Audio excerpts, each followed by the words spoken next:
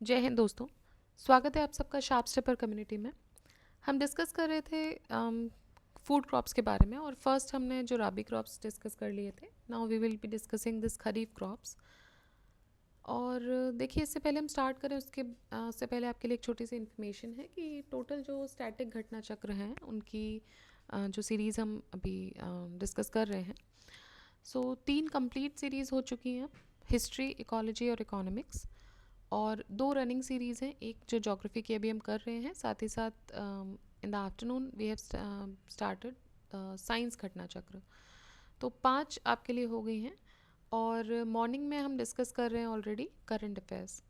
सो इस तरीके से आपके लिए अभी 5 घटना चक्र की स्टैटिक सीरीज़ और एक करंट अफेयर्स जो है हम डिस्कस कर रहे हैं। ऑलराइट, सो स्टार्ट करते हैं with the kharif crops. And the first question in the kharif crop is rice originated in. तो चावल की जो पैदावार है वो कहाँ शुरू हुई थी? So it originated in south east Asia. Rice requires the temperature about 25 degree centigrade and average rainfall 100 centimetre चाहिए होती है। सो ये इसका जो ओरिजिनेशन हुआ था वो साउथ ईस्ट एशिया में हुआ था। Which of the following plant is helpful in nitrogen fixation? Nitrogen fixation के लिए कौन सा plant, sorry, not helpful in nitrogen fixation. So कौन सा है जो हेल्पफुल नहीं है नाइट्रोजन फिक्सेशन में? वो पैडी है, बिकॉज ग्राम, पी, बीन्स ये सब नाइट्रोजन फिक्सिंग प्लांट्स हैं। इनमें सिम्बायोटिक बैक्टीरिया होता है जिसको हम राइजोबियम बोलते हैं, और within the nodules of the root system. So उसकी वजह से नाइट्रोजन फिक्सेशन पॉसिबल हो पाती है।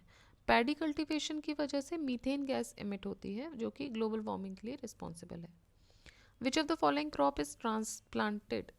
सो राइस इज ट्रांसप्लांटेड। ट्रांसप्लांटेड का मतलब कि एक जगह पूरी सैपलिंग्स को पहले तो उगाया जाएगा, फिर एक एक करके उसको पूरे यहाँ से निकाल के फिर एक एक करके उस खेत में उसको लगाया जाएगा। ठीक है, तो ये ट्रांसप्लांट की जा रही एक जगह से। नर्सरी, यहाँ पे इनकी नर्सरी हो गई, और यहाँ नर्सरी से निकाल के फिर उनको खेतों में लेबर की मदद से उसको मैनुअली ट्रांसप्लांट किया जाता है। So paddy crop is transplanted. Transplanting commonly practiced method as a method of weed control for wet or puddled fields. इसमें कम सीड्स की ज़रूरत पड़ती है बट लेबर की ज़रूरत ज़्यादा होती है compare to direct seeding. The transplanted crops takes longer time to mature due to transplantation shock. And majority of the rice fields जो होते हैं एशिया में वो मैनुअली ट्रांसप्लांट किए जाते हैं। तो एक इसका अगर हम फीचर देखें तो जो ट्रांसप्लांटेड क्रॉप्स होती हैं उनको मेच्योर होने में थोड़ा सा ज़्यादा टाइम भी लगता है, लेकिन करते क्यों हैं? क्योंकि वीड कंट्रोल या फिर जो वेट एरियाज़, क्योंकि इसको हमेशा पानी में ही लगाया जाता है, सो इन्फेक्शंस बोल सकते हैं, या फिर बेसिकली पडल जो मड होती है उसकी वजह से जो फंगल इन्फेक्शंस हो सकते हैं वो उसको रोकने के लिए। Consider the following crops: cotton, groundnut, rice, wheat. Kharif crops क्या क्या हैं इनमें से? तो देखिए, कॉटन खरीफ है, ग्राउंडनट भी खरीफ क्रॉप है। अब देखिए, इसमें जैसे हमने लास्ट वीक में हमने डिस्कस किया था कि भाई आप कैसे बोल सकते हैं, अगर आपको नहीं भी याद है तो चने की साग इस टाइम पे आता है, तो जब चना पकेगा तो वो वीट के साथ पकेगा, तब आपको चना मिलेगा। अभी आप क्या ले रहे हो? अभी आप उसकी पत्तियां कंज्यूम कर रहे हो, तो इसका मतलब वो इस टाइम पे उगाया गया है। इसको आप कैसे कर सकते हो कि ग्राउंडनट जो है, जो मूंगफली है, I don't know in other parts of the world but in the northern and central belt, groundnut जो है वो आप इस टाइम पे अगर आप अपने रेगुलर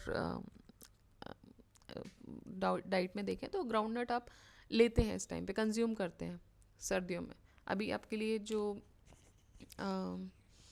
क्या बोलेंगे उसको, खेत का खोदा हुआ जो मूंगफली आता है विद द कवर, ठीक है, उसको आप अलग अलग तरीके से कंज्यूम कर रहे हैं। भुना हुआ मूंगफली आप कंज्यूम कर रहे हैं, मतलब वो इस टाइम पे मार्केट में आ रहा है ज़्यादा, है।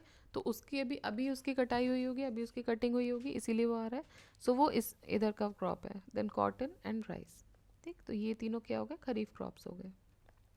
सो इंडिया में कल्टीवेशन सीजन जो है वो खरीफ और रबी में डिवाइडेड है। खरीफ क्रॉप जो होती है मेनली जून जुलाई में बोई जाती है और उसको काटा जाता है सितंबर अक्टूबर में।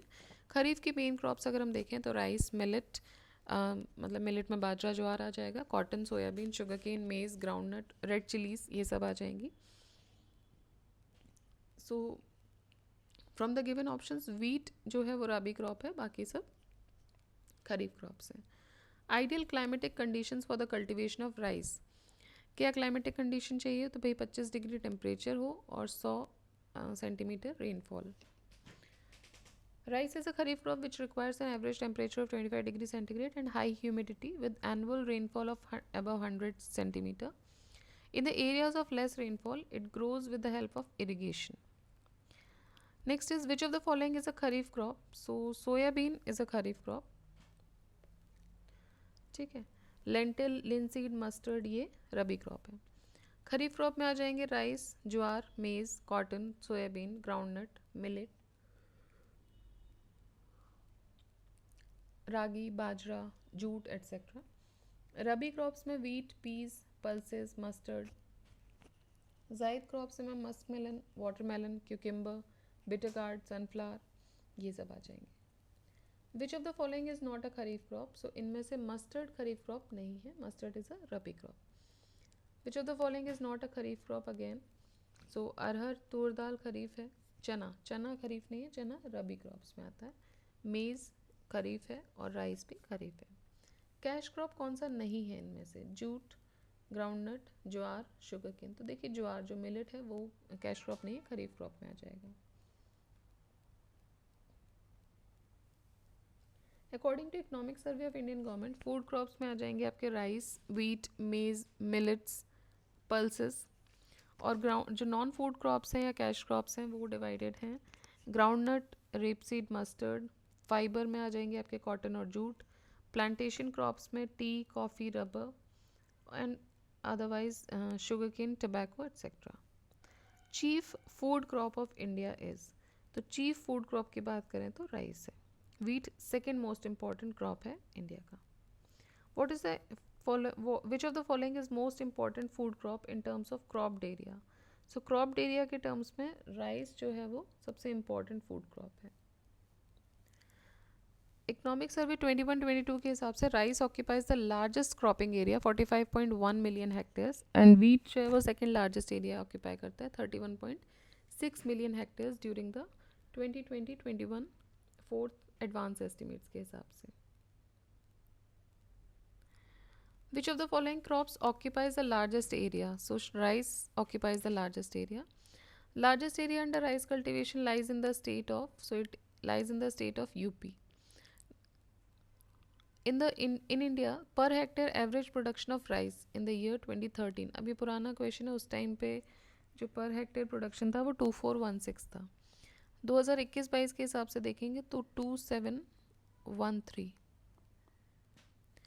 The region known as the rice bowl of India is, तो राइस बाउल ऑफ इंडिया बोलते हैं delta region of Krishna and Godavari को. According to the given option, delta region of Krishna and Godavari इसको राइस बाउल ऑफ इंडिया बोल रहे हैं. This region comes under the Andhra Pradesh. It is rice is cultivated on 2.29 million hectare area of the total cropped area of Andhra. Almost 2/3 of the total rice production is cultivated during the kharif crop. यहाँ पे सबसे important area जो है production के लिए rice के वो है रायलसीमा, जो कि एक्सटेंडेड है on Krishna Godavari region. Alright, next is, in which of the following states the productivity of rice is highest? Productivity जो है वो पंजाब में हाईएस्ट है. क्रॉपिंग एरिया यूपी में हाईएस्ट है, प्रोडक्टिविटी पंजाब में हाईएस्ट है. Highest in India which is 4035 kg per hectare per as per the 2019-20 data. Among the Indian states, which state has the highest yield per hectare of rice? So that is Punjab.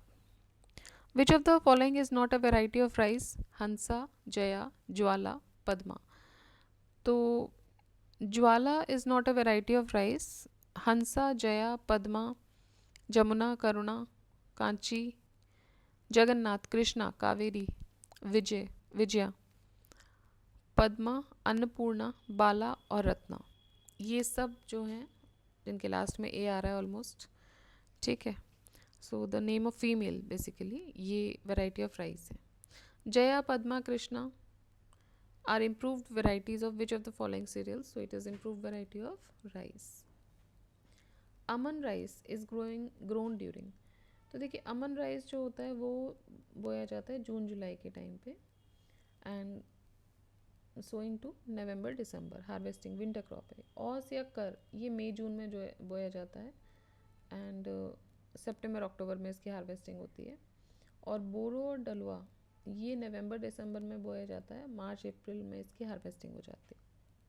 ठीक है, तो ये बोरो और डलवा जो है इसका जो सोइंग सीजन है वो नवंबर दिसंबर है।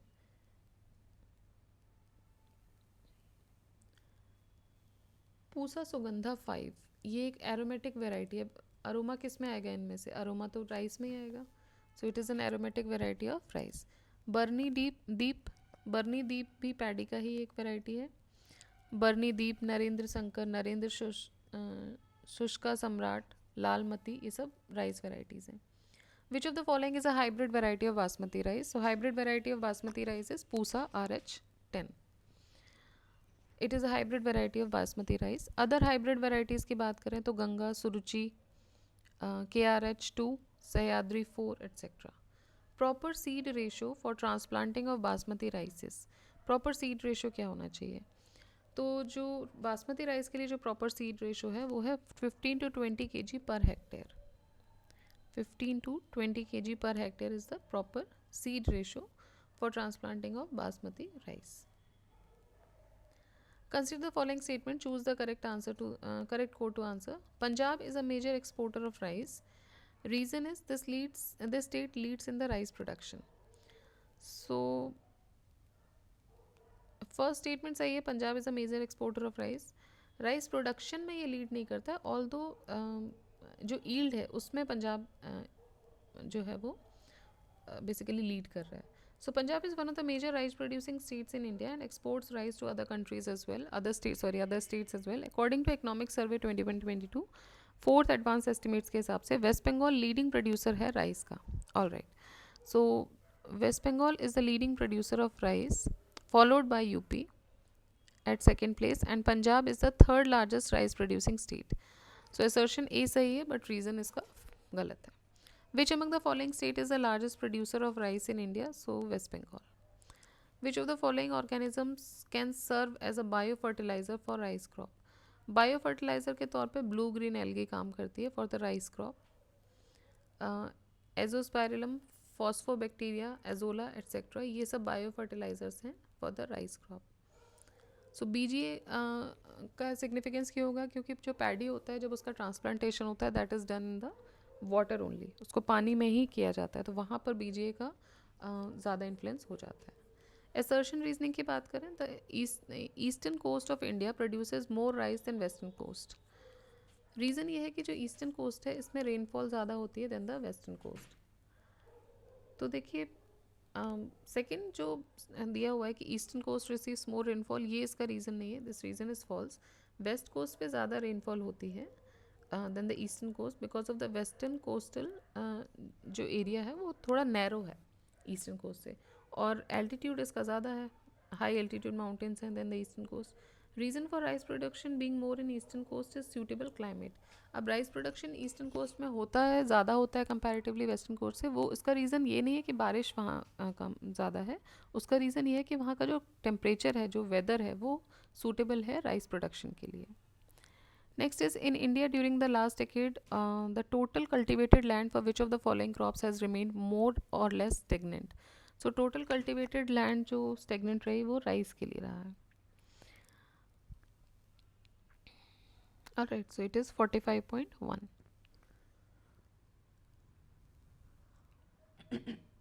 ऑयल सीड और पल्सेस का ऑलमोस्ट सेम है, 28.8. The state which account for more than half of the total rice production in India are. So more than half of the total rice production India से कुछ ही state से आ जाता है, West Bengal, UP, Punjab, Andhra, the first four. Arrange the following states of India in ascending order of their rice production. तो देखिए सबसे ज़्यादा तो वेस्ट बंगाल में हो रहा है, उसके बाद यूपी है, यूपी ऑप्शन में नहीं है तो हम पंजाब लेंगे, पंजाब के बाद आंध्रा, और फिर आई थिंक तमिलनाडु। एक बार चेक करते हैं, 4 2 1 3 4 2, नहीं कुछ और आंसर है। When the question was asked, option D was correct, but according to the current status,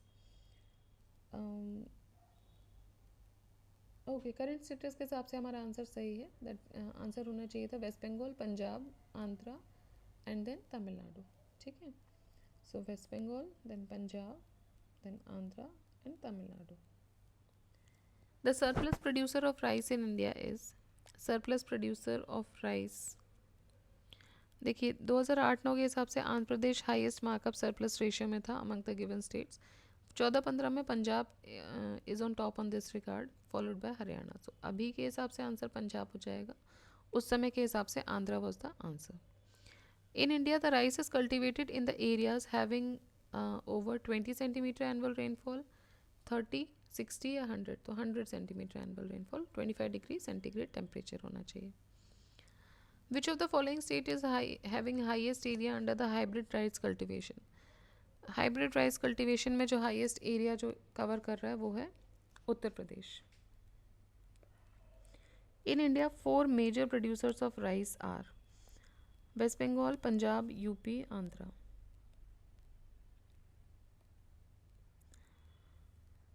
Arrange the following states of India in descending order of their rice production and select the correct answer from the codes given below. Descending order में लगाना है हमको rice production में.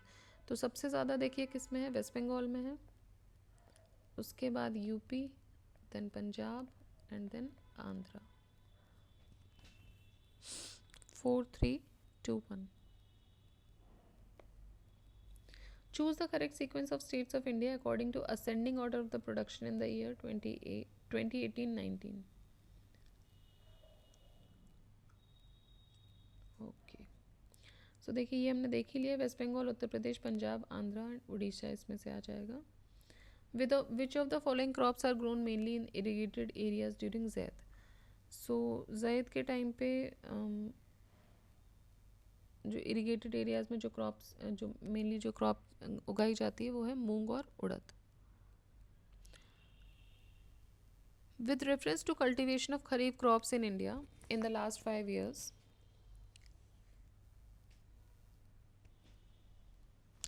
with reference to cultivation of kharif crops in India in the last 5 years, consider the following statements. Area under rice cultivation is highest. Area under the cultivation of jowar is more than that of oil seeds. Area under cultivation of jowar is more than that of oil seeds. Area of cotton cultivation is more than that of sugarcane. Area under sugarcane cultivation has steadily decreased. तो देखिए area under rice cultivation highest है और area of cotton cultivation it is more than that of sugarcane. ये दोनों ही statement सही हैं, बाकी ये दोनों स्टेटमेंट गलत बैठ रहे हैं. That area of jowar is more than that of oil seeds and area under sugarcane has steadily decrease, ये दोनों गलत है. तो देख लेते हैं एक बार. The area of rice cultivation in India ये 44.1 मिलियन हेक्टेयर्स था and it becomes 45.1 million hectares जो कि हाईएस्ट है. The area under jowar cultivation and oilseed area 28.8 million hectares. Jowar cultivation में 4.2 मिलियन हेक्टेयर्स है और ऑयल सीड्स में 28.8 million hectares है, तो ये गलत हो जाएगा. Then the area under sugarcane cultivation 5 million hectare, 5.1 million hectares, then 4.9. तो स्टेडीली डिक्रीज नहीं हुआ है, 5 से पहले तो 5.1 हो गया फिर 4.9 गया है, इसका मतलब कि स्टेडीली डिक्रीज नहीं हुआ है. Area under cotton cultivation 12 million hectares, then 13 million hectares. उस तो हैंस एरिया कॉटन कल्टिवेशन में शुगर केन कल्टिवेशन से ज़्यादा है. ऑलराइट, सो देखिए ये कुछ हमारे क्वेश्चंस थे फूड क्रॉप्स पे between the kharif and rabi crops. अब जो हम नेक्स्ट चैप्टर डिस्कस करेंगे वो रहेगा कैश क्रॉप्स के बारे में. ऑलराइट, सो नेक्स्ट जो चैप्टर रहेगा that will be cash crops. Food crops हमने कंप्लीट कर लिए हैं. सो आप लोग कंटिन्यूसली रिवीजन मोड में आ जाइए, रिवाइज करते रहिए. लेट्स सी यूपी के लिए क्या निष्कर्ष आता है, क्या कंक्लूजन निकलता है. अगर एग्ज़ाम आगे बढ़ रहा है तो भी आपको तो रेडी रहना ही है, और नहीं भी बढ़ रहा है then also you should be ready. So whatever be the case is, although जो चीज़ उन्होंने की है नॉर्मलाइजेशन वो बिल्कुल सही नहीं है. इन दैट कंसर्न अगर बात है तो ठीक है, फिर वेट करना बेटर है बजाय गलत रिजल्ट्स के, या आपका फिर से फ्यूचर जो है वो 1 साल के लिए फिर से अटक जाए. और 1 साल नहीं बोल सकते हम स्टेट में, वो कितना भी अटक सकता है. 1 साल तो अभी एग्ज़ाम होने मार्च में होने वाला था और अब जाके फिर से हुआ है, फरवरी में RO का हो गया था वो फिर से होने वाला है. सो एक साल उनके लिए कोई बड़ी चीज़ नहीं है, but for the students who are preparing हर एक जो मिनट होता है वो बहुत इंपॉर्टेंट होता है. सो इस आप लोग पढ़ते रहिए अपने एंड पे, बिकॉज जो होगा फाइनल, अगर एग्ज़ाम शेड्यूल हो गया तो यू हैव टू गो, उसके लिए फिर कोई कुछ नहीं कर पाएगा. सो अपने एंड पे आप लोग पढ़िए, अपना टाइम दीजिए, पढ़ाई कीजिए, अपना रिविज़न कीजिए. जो लोग भी वहाँ बैठे हुए हैं उनके लिए भी हैट्स ऑफ है भाई कि वो they are doing that for everyone. Okay, so उनकी भी पढ़ाई पे इफेक्ट ना हो. धीरे धीरे जैसे ही चीज़ें जल्दी, जो सरकार है उसका जल्दी डिसीजन ले और वो भी अपने वापस आ पाएँ और अपनी पढ़ाई पे ध्यान दे पाएँ. सो उन सब के लिए बेस्ट विशेस. और आप लोग भी अपनी पढ़ाई करते रहिए. जो लोग भी अपने घर पे हैं, अभी अपने रूम्स पर हैं, अपनी जगह पर हैं, वो लोग भी अपनी पढ़ाई पे ध्यान दीजिए, पढ़ाई करते रहिए. On that note I will now इस वीडियो को हम ख़त्म करेंगे और नए वीडियो में हम नए चैप्टर के साथ मिलते हैं, that is the cash crops. So keep revising, keep studying. जय हिंद, जय भारत.